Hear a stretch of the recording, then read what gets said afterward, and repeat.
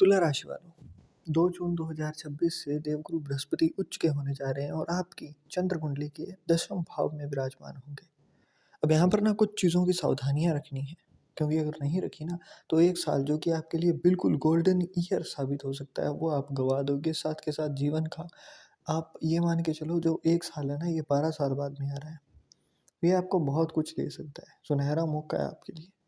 इसको गँवाना नहीं है हमने। सबसे पहली चीज़, देवगुरु बृहस्पति जैसे ही आपके दशम भाव में आएँगे तो आपके सेकंड हाउस के अंदर, फोर्थ हाउस के अंदर एंड सिक्स्थ हाउस के अंदर एस्पेक्ट जाने वाली हैं। वहीं थर्ड हाउस और सिक्स्थ हाउस के लॉर्ड हैं, वो आपके 10th हाउस के अंदर आ रहे हैं। थोड़ा डीपली जाते हैं हम।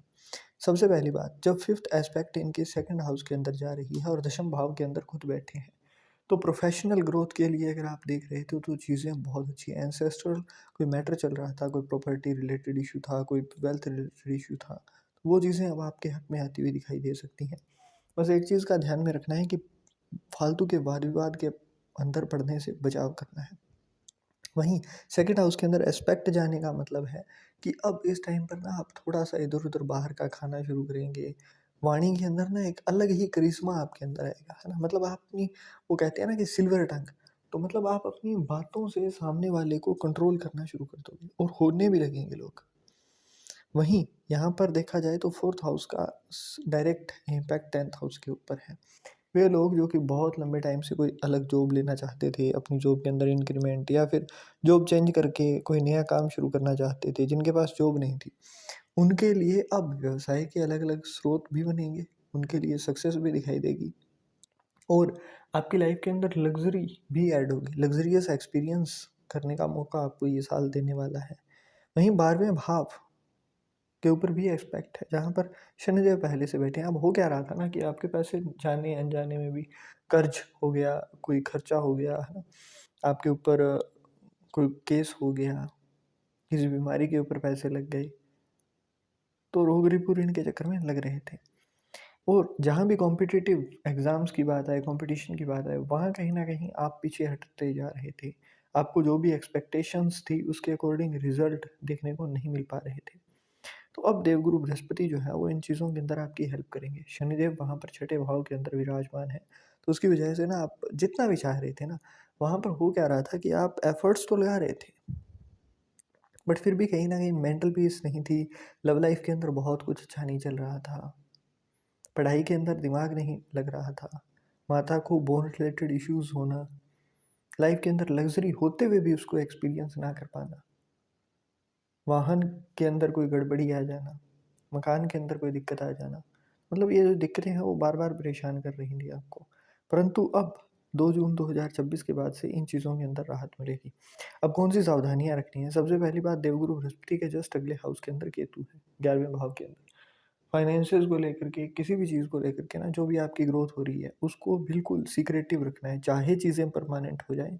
एविल आइज़ से बचाना है तो इस चीज़ को बिल्कुल छुपा करके रखना है दुनिया से। The second thing is, negative talk करने से बचाव करना है। कुछ भी हो रहा हो, कितना भी अच्छा हो, कितना भी बुरा हो, नेगेटिव तो बोलना ही नहीं है ना? जितना ज़्यादा बचाव करोगे उतना ज़्यादा अच्छा है। गले के ऊपर पीले रंग का, हल्दी का या फिर चंदन का तिलक लगाना आपके लिए फ़ायदेमंद रहेगा और यहाँ पर 8 नंबर की राशि जो है ना, वो आपके आप सेकंड हाउस के अंदर है और वहीं दृष्टि भी है। तो बाहर का खाने से बचाव करिए। अगर हेल्थ इश्यूज़ थोड़े बहुत भी होते हैं तो वहाँ पर थोड़ा-सा ना अपने को ध्यान देना है, इंस्टेंटली उसके ऊपर रिएक्ट करना है। चीज़ों को बहुत ज़्यादा डिले करने से बचाव करिए। छठे भाव के ऊपर दृष्टि होने का मतलब है कि अगर आपकी कोई निंदा कर रहा है, कोई भी चीज़ें हो रही है ना, तो वहाँ पर आपको बिल्कुल साइलेंटली वर्क करना है। कॉम्पिटिशन कर रहे हो, साइलेंटली करते जाओ। दूसरों को अगर कोई आपके बारे में कुछ बुरा-भला कुछ भी कह रहा है ना, तो भी बहुत ज़्यादा एंटरटेन हमें नहीं करना है। सामने वाले को बिल्कुल एंटरटेन नहीं करना है। जो भी चीज़ें हैं, जैसी भी हैं, होने दीजिए। क्योंकि यहाँ पर पहली बात, शनिदेव हैं, पहले से ही विराजमान है और दूसरी चीज़, देवगुरु बृहस्पति की अब दृष्टि आ गई है, तो वो अपने आप आपके दुश्मनों को सँभाल लेंगे, अपने आप अपने केसेज़ वग़ैरह को सँभाल लेंगे। खर्च को रोकने के लिए कोशिश नहीं करनी है। जितना करोगे ना, उतने इधर-उधर फालतू के लगेंगे। तो इस चीज़ का ख़ास तौर पे ध्यान रखना है। बहुत ज़्यादा ड्राइविंग करते टाइम स्पीडिंग का ख़ास तौर पे ध्यान रखोगे आप। यहाँ पर सेवा का अगर आपको मौका मिलता है किसी बुज़ुर्ग की, किसी बीमार की, तो उस मौके को हाथ से जाने नहीं देना है। अगर आप खुद से कर सकें, तो कोई भी आस-पास में अनाथ आश्रम हो, वृद्धाश्रम हो, जो लोग जिनका कोई नहीं होता है ना? वो किसी आश्रम के अंदर रह रहे हों, उनको अगर आप खुद से जाकर के फूड खिला सकें, तो ये कार्य आपको करना है, फ़ायदा देगा। इसके साथ-साथ किसी भी गौशाला के अंदर, नंदीशाला के अंदर, है ना? अगर कोई जैसे गौशाला के अंदर कोई गौ माता प्रेग्नेंट है या फिर कोई घायल है, तो यहाँ पर भी आप अलग से है ना भोजन वगैरह उनको खिला के आ सकते हो, तो फ़ायदा आपको वो चीज़ें देंगी।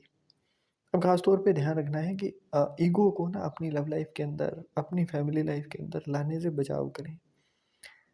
तो ये चीज़ें आपके फ़ेवर में काम करेंगी। And one more thing is, किसी भी कार्य के लिए अगर आप जाते हैं तो वहाँ पर थोड़ा-सा इत्र का प्रयोग करना, परफ्यूम का प्रयोग करना आपके लिए फ़ायदेमंद होगा। कहीं लगाएँ या ना लगाएँ, जो आपका कान है उसके पिछली साइड के अंदर, है ना? जस्ट पिछली साइड के अंदर हल्का-सा परफ्यूम इत्र अप्लाई करके जाना आपके लिए बहुत अच्छा रिज़ल्ट देने वाला है।